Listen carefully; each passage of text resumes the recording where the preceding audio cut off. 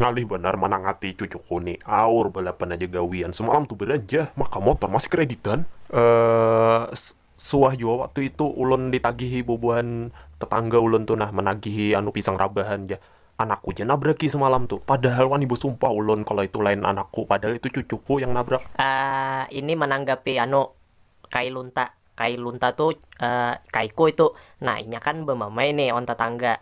Nah, aku nih anak membayari hasil anu ranjahan pohon pisang tuh kan kuranjah. Nah, aku anak menang mengganti apa kasihannya kaiku ditagih terus. Padahal ulon yang meranjahi pohon pisang tuh lah. Aku munyak joan yang bisi pohon pisang tuh.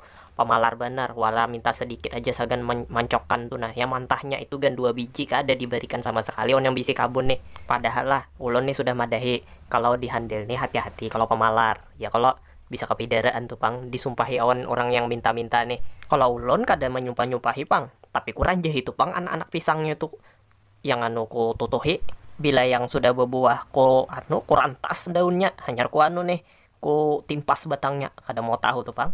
Neh wani pang mau anu macam-macam awan anu cucunya Kailunta nih. Padahal lah sahandilan tahu kalau cucunya Kailunta nih semuanya beuntal semuaan. Bila luka sedikit pakai minyak bintang bawa-bawaan dah.